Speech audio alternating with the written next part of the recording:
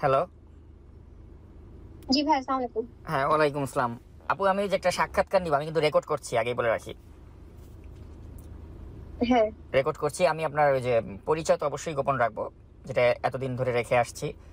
তো আমি হ্যাঁ। জাস্ট জানতে চাই যে আপনার দলেরই আরেকজন নারী নেত্রী, তার নাম উল্লেখ করে আবার অনেকে বিভ্রান্তি ছড়াচ্ছে। উনি আবার বললো যে হুম। উনি সেই নারী নয়। তা আপনি যদি আপনার মুখে একটু আরেকবার বলেন যে উনি আসলে সেই নারীটা নয়, তাহলে মানুষ হয়তো বিশ্বাস করবে।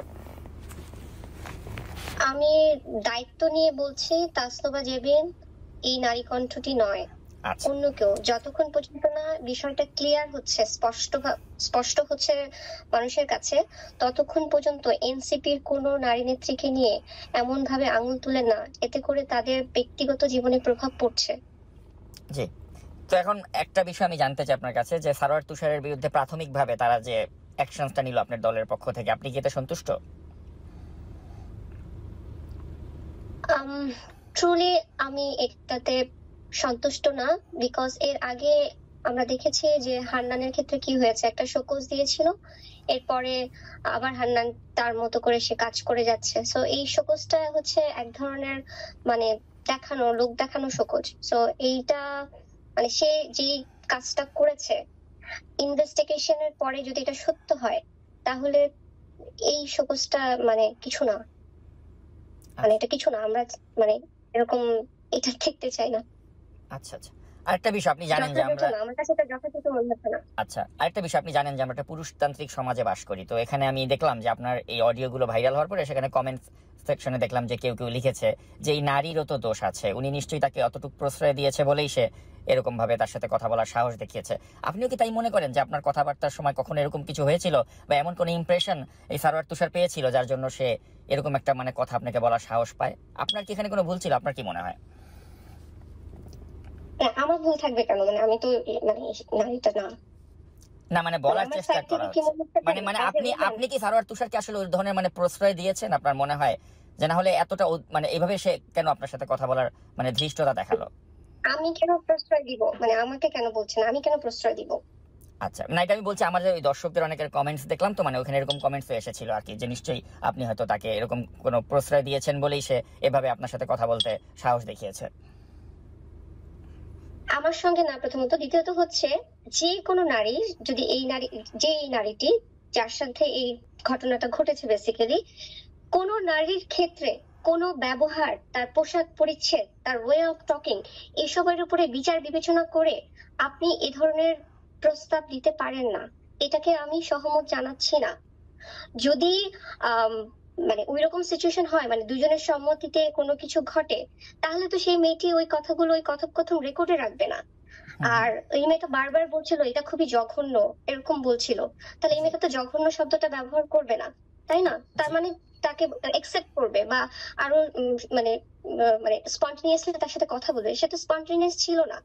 জি তো এই কোনো নারীর মানে এই যে এই কথাগুলো যে বলে না, আমরা যে পিতৃতান্ত্রিক, আমরা যে নতুন রাষ্ট্র, নতুন ব্যবস্থা, নতুন স্বপ্ন নিয়ে দেশ গড়ার কথা বলি, আপনি জি তখনই নতুন রাষ্ট্র গড়তে পারবেন যখন আপনার মধ্যে নতুনত্ব থাকবে। আপনাদের মধ্যেই তো নতুনত্ব নাই। আপনারাই তো হচ্ছে সেই আগের জিনিসগুলোকে ধারণ করছেন। যে একটা নারী যে ভিকটিম, তাকে চরিতার্থ করলে, তার পোশাক, বিচ্ছেদ, হাবি জাবি এগুলো নিয়ে কথা বললে, ওই ক্রাইমটা কিন্তু ধামাচাপা পড়ে গেল। তার মানে আপনি নারীকে নিয়ে যখন এ ধরনের কথা বলছেন বা বুলিং করছেন, বা ওই নারীর কণ্ঠটা কার হতে পারে, সে কেমন পোশাক পরেছে, তার চরিত্র কেমন হতে পারে, তার তার জীবনযাপন কেমন হতে পারে, তার কয়টা হাজবেন্ড, তার কয়টা বয়ফ্রেন্ড, এগুলি যদি আপনি চিন্তা করতে থাকেন, তাহলে ওই যে ক্রাইমটা এবং ওই ক্রিমিনালটা, ওইটা ধামাচাপা পড়ে যায়।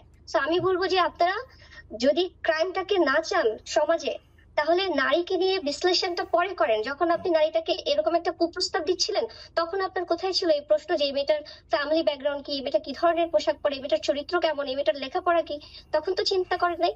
এখন আপনি কুপ্রস্তাব দেওয়ার পরে যেটা জনসমক্ষে এসছে, এরপরে আপনি চিন্তা করছেন যে এই মেয়েটা বেসিক্যালি কেমন, একে কুপ্রস্তাব দেওয়া যায় কিনা। এটা পরে কেন, এটা আগে না কেন? রাইট।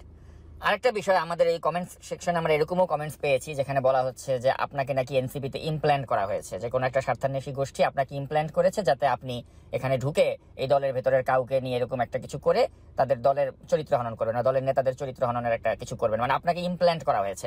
এরকমও কমেন্টস দেখলাম কেউ কেউ করেছে। এটার জবাবে আপনি কি বলবেন?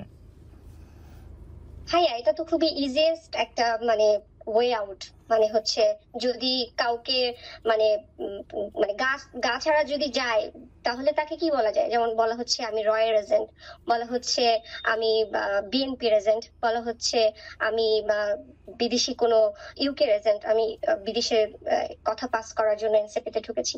এই ধরনের অসংখ্য কথা আমার কমেন্টে আসছে, আমাকে অনেকে ফোন করছে, বাট আমি তো এটার সাথে যুক্ত না, আমাকে এই ধরনের কথাগুলো শুনতে হচ্ছে। নট অনলি আমাকে, আমার মনে হয় তাসনিমাকেও এই জিনিসটা ফেস করতে হচ্ছে, বা অন্য নারীর ক্ষেত্রে সেম জিনিসটা ঘটছে। সো কাউকে রয়্যাল এজেন্ট বানানোর আগে আগে ইনভেস্টিগেশন করেন, আফটার ইনভেস্টিগেশন সেটা সে যদি প্রমাণিত হয় তার বিরুদ্ধে যথাযথ ব্যবস্থা নেন। আপনি আগেই একটা তকমা লাগিয়ে দিলেন, দিস ইজ ভেরি রিডিকুলাস। আচ্ছা, শেষ প্রশ্ন করতে চাই, আপনি কি এরপরেও কি এই দলে থাকবেন, বা আপনি কি আশাবাদী যে এই দলে যে আপনি যোগ দিয়েছিলেন, যে আশাবাদ ব্যক্ত করে যে একদিন এই বাংলাদেশের একটা সুন্দর বাংলাদেশ বিনির্মাণে এরকম একটি দল ভূমিকা রাখতে পারে, তো নিশ্চয়ই আপনার আশা ভঙ্গ হয়েছে, তো এরপরেও কি এই দলের সাথে আপনি থাকবেন আগামীতে?